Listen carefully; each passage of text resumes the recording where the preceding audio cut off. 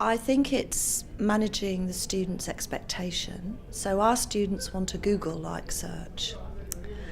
And what we're finding is there's a tension between having a Google-type search which searches everything and having something which is more subject-focused.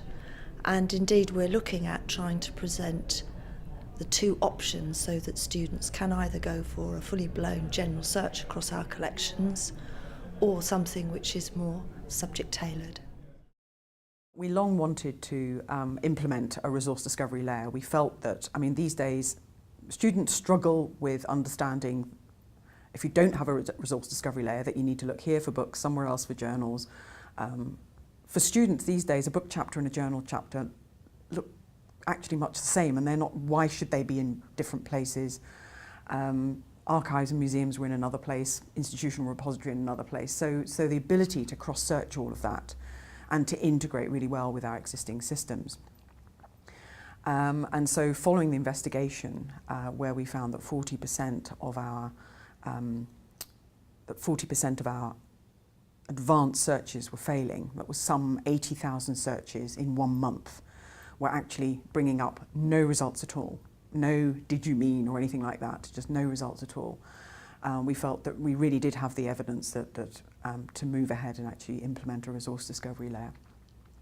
So into that we have pulled our library catalogue, all of the electronic resources and databases to which we subscribe, our museums, special collections, museums, our archive catalogue, institutional repository, and we'll soon be moving, or soon also be searching our research information system and our web pages, because we've got quite a lot of resources actually in web pages as part of sort of projects and things like that in web pages. So, and we've implemented single sign-on. So a lot of the barriers, the first one of being where do I start, and the second one of being, oh goodness, you want yet another login from me, and why is that? We've really eliminated all of those barriers, and right down to this nice innocent looking search box on the library homepage, which actually has this massive engine underneath it and powering it.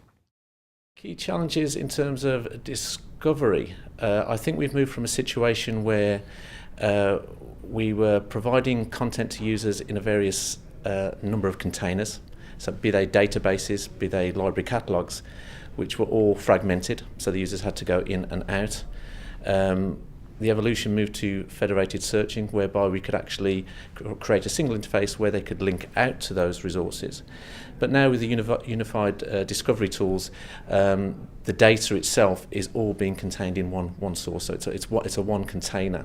And that's great because it can emulate the likes of Google.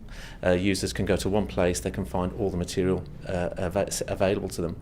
One of the issues it has done is that it actually makes the information potentially too discoverable. So it doesn't help people to actually drill down quickly to specific information that they're finding. So what we've done is we've opened the box, but we've opened it without creating any sort of different views into the data. So the user could potentially be overloaded by information, or just like Google, when you go to Google, you do a quick search, you'll look at the first 10 results, that's good enough, and move on. And maybe you're not.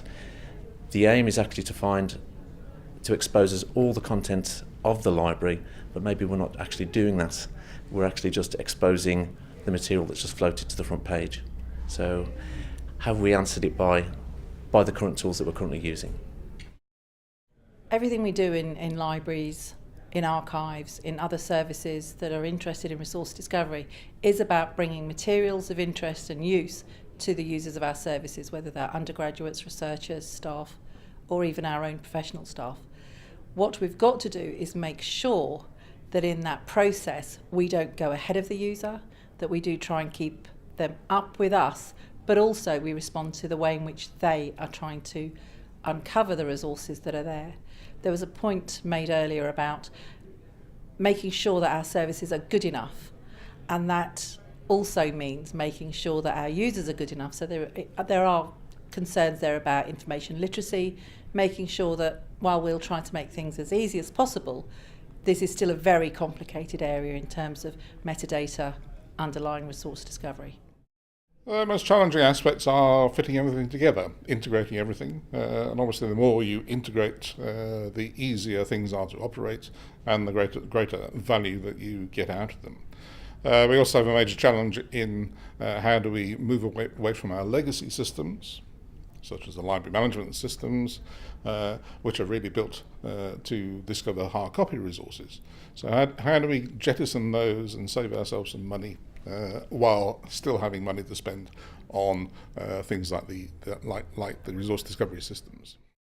I think there are challenges in both capacity and capability. I've talked already about creating the right critical mass, but what we're really talking about is repurposing skills which perhaps used to be at a premium in the past but perhaps are no longer needed in such great quantities into people with perhaps quite different skills, more technical skills, more skills kind of above the technical layer in the kind of meta understanding, but also even at the relationship level, the kind of relationships you need with academic departments to create these opportunities, the people needed to bring in the funding, to persuade other people, requires a whole raft of things that perhaps traditionally libraries have not been particularly strong in.